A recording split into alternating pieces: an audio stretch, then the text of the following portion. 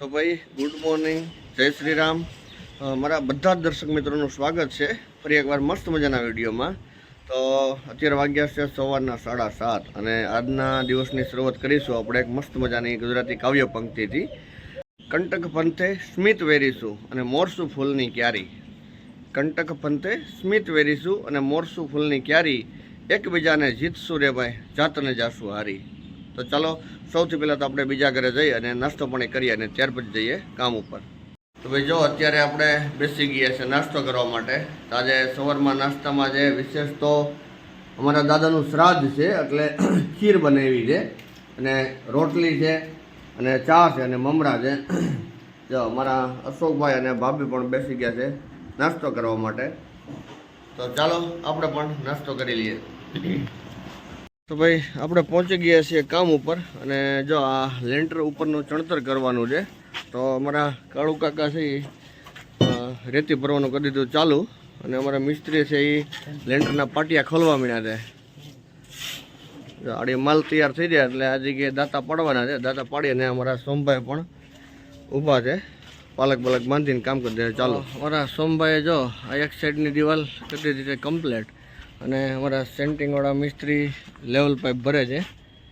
હવે ત્યાર પછી આપણે ધાબાનું લેવલ કાઢશું. જો બધા કોલમ અને લેન્ટર મળીએ ખોલી નાખ્યા છે કમ્પ્લેટ. તો ભાઈ અત્યારે વાગી ગયા છે બપોરના 2:45 અને આપણે ઘરેથી જમી કાઢવી અને થોડીક વાર આરામ કરીને ત્યાર પછી પાછા પહોંચી ગયા છીએ આપણી સાઇટ ઉપર. જો અત્યારે 2:45 થયા છે ને, પણ સાંજના 6 વાગ્યા હોય ને એ ટાઈપના અત્યારે અંધારું જેવું થઈ ગયું છે. કારણ કે અમારે અમદાવાદમાં અત્યારે તો સખત ગરમી છે અને એટલું વરસાદી વાતાવરણ જામી ગયું છે પણ વરસાદ આવતો નથી. તો કદાચ એવું લાગે છે કે થોડીક વારમાં વરસાદ આવશે, એટલું અંધારું તો થઈ જ ગયું છે. જો અમારા સોમભાઈએ દિવાલનું ચણતર ઘણું બધું કરી નાખ્યું છે. આ નવની દિવાલની કમ્પ્લીટ કરી છે અને ત્યાર પછી એમણે પાર્ટેશનનું ચણતર લીધું છે ટોયલેટ બાથરૂમ ઉપરનું. અને અમારા દિનેશભાઈ પેન્ટિંગના કારીગર જો એમણે કોલમનું આખા ધાબાનું લેવલ કાઢી નાખ્યું છે. ત્યાર પછી કોલમની ટોપીઓ મારવાનું ચાલુ કરી દીધું છે. જો સળંગ દોરી મારી અને ઢાળ બાળની બધી ગણતરી કરી નાખી છે.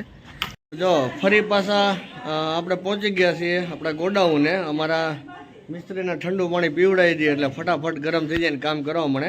અત્યારે ભરવો છે સેન્ટિંગનો ફેરો. તો આપણે આપણો ટેમ્પો કાઢી લઈએ બારો પહેલાં. તો ભરવાનું ચાલુ કર્યું ને તો આ વરસાદ આવી ગયો છે, માણસો ઊભા રહી ગયા છે ઓથે. આજે લગભગ 1 અઠવાડિયાના બફારા પછી અંતે અમારા અમદાવાદની અંદર વરસાદનું આગમન થઈ ગયું છે. ભલે આપણે થોડુંક કામમાં ખોરવાઈ ગયું છે પણ એનો કોઈ પ્રોબ્લેમ નથી.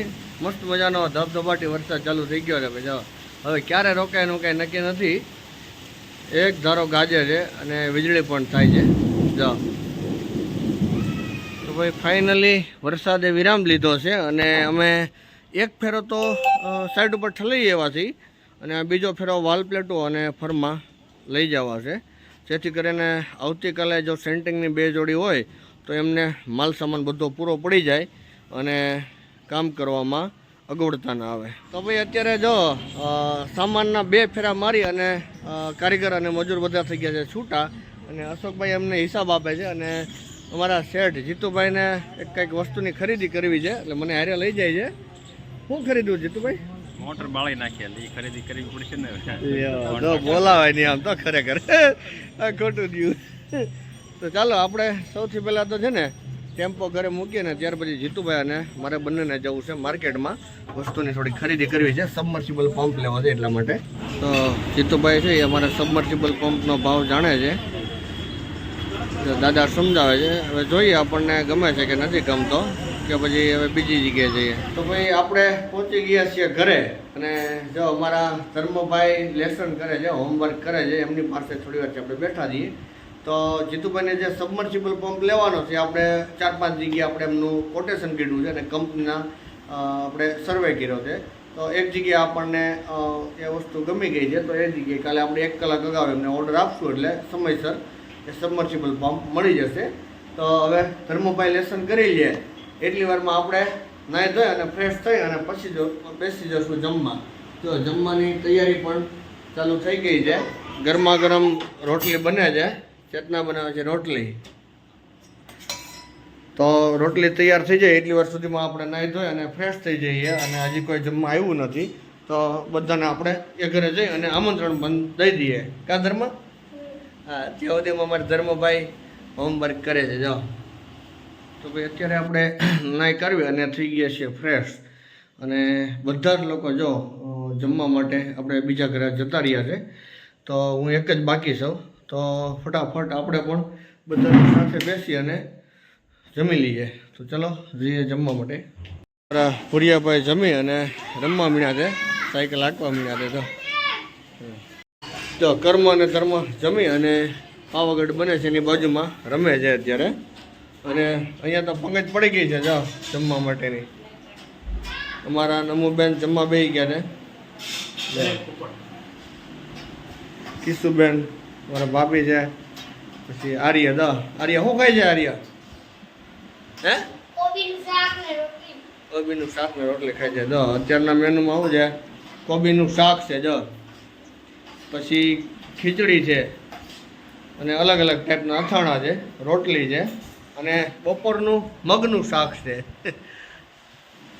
તો ચાલો આપણે પણ બે જઈએ જમવા માટે નાઇટ શિફ્ટમાં કારીગરો આવી ગયા છે અને સાઈડ ઉપર પાણી ભરાઈ ગયું હતું જો લેવલિંગ કામ ચાલુ છે અમારા માનવ છે આ છે ને ભાઈ ટપ્પુ સેનાનો સરદાર છે ને એમ છે હા અત્યારે ઓબ્ઝર્વેશન કરે છે ડૂટાઈ કરે છે વધારે જે ઘરખું કામ કરતા ને ન કરવા દે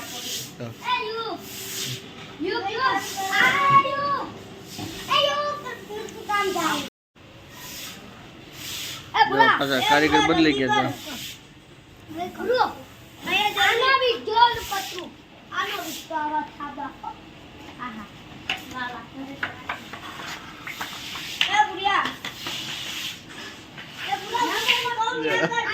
અરે ભુરિયા ભાઈ રાજી રાજી થઈ ગઈ છે